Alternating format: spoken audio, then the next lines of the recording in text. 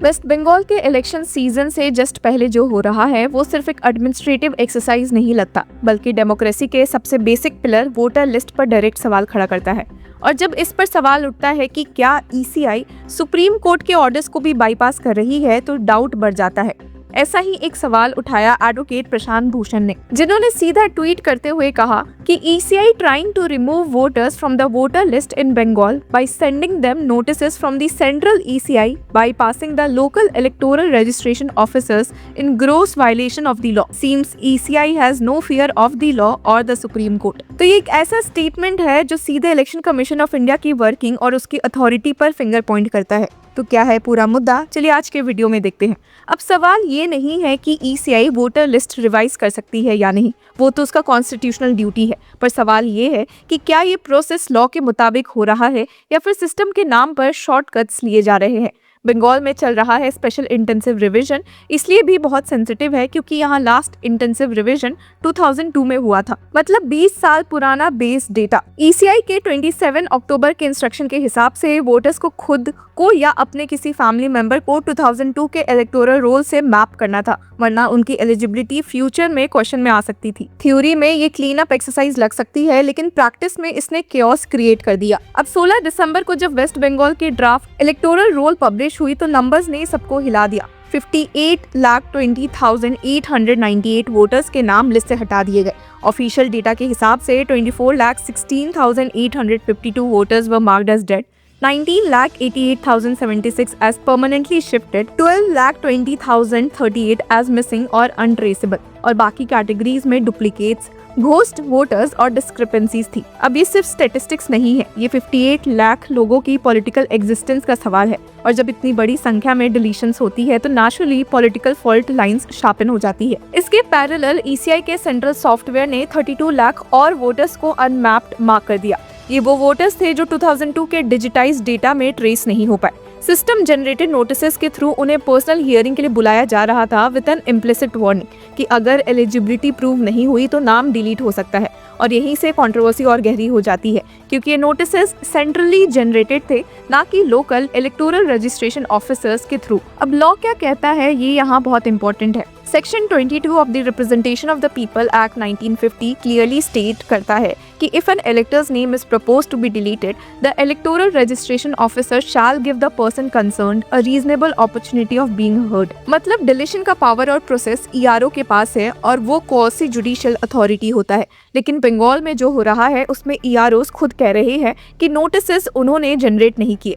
एक electoral registration officer ने media को बताया कि notices are generated by the ECI software and not by the officer concerned. We have an option button for notice generation, when we use it notice is automatically generated.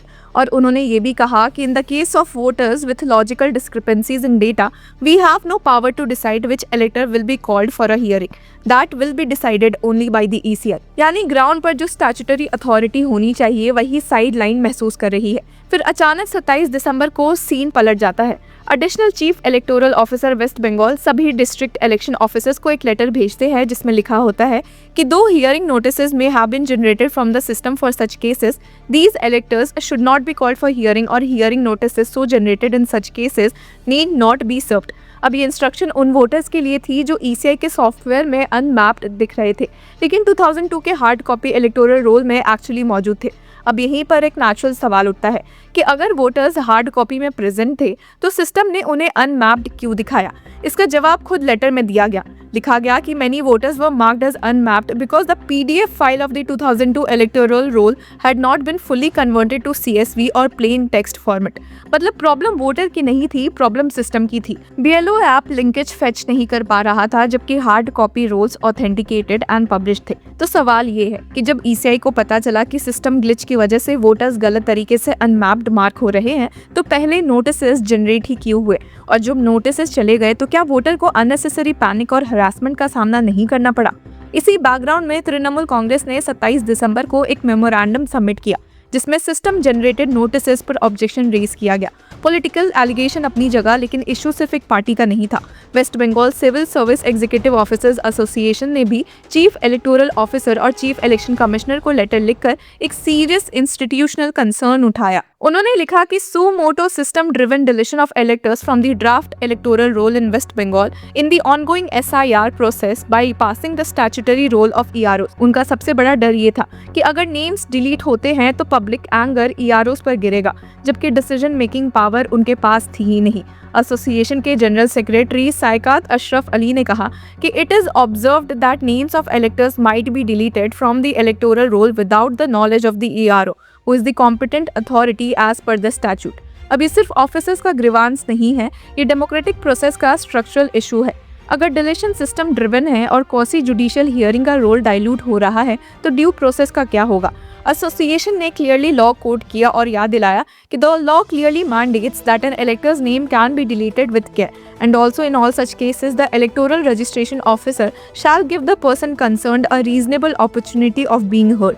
अब ECI का version अलग है। Waste Bengal CEO office के एक official ने कहा कि only those electors who have no mapping with 2002 SIR are being served notices to come for hearing. That number is around 31 lakh in waste Bengal. उन्होंने ये भी बोला कि लॉजिकल डिस्क्रिपेंसीज के फेज बाद में आएगा और ECI डिसाइड करेगा कि नोटिसेस कैसे जनरेट होंगे। लेकिन यहीं पर ट्रस्ट का गैप आ जाता है। अगर ECI खुद डिसाइड करेगा कि कौन हियरिंग के लिए बुलाया जाएगा तो EROs का स्टैट्यूटरी रोल खत्म हो गया। ये भी इग्नोर नहीं किया जा सकता कि बंगाल की 294 मेंबर असेंबली का टर्म मई 2026 में खत्म हो रहा है, मतलब इलेक्शंस 6 मंथ्स के अंदर है। ऐसे टाइम पर 58 lakh deletions, 32 lakh unmapped voters और फिर अचानक पॉज, ये सब कोइंसिडेंस लगता है या मिसमैनेजमेंट? एडवोकेट प्रशांत भूषण का ट्वीट इसीलिए रेजोनेट कर रहा है क्योंकि ये सिर्फ एक पॉलिटिकल एक्यूजेशन नहीं बल्कि एक लार्जर फियर को आर्टिकुलेट करता है। By passing the local electoral registration officers in gross violation of the law. Supreme court का नाम लेना भी सिंबॉलिक है क्योंकि इलेक्शन प्रोसेस का जुडिशियल स्क्रूटनी पहले भी हो चुका है और होता रहेगा। आखिर में सवाल ये नहीं है कि ECI मलिशियस है या नहीं, सवाल ये है कि क्या ट्रांसपेरेंसी एंड लीगैलिटी उतनी स्ट्रांग है जितनी होनी चाहिए। तो व्यूअर्स, इस पूरे मुद्दे पर आपकी क्या राय है? Do let us know in the comment section. Until then keep following law चक्र।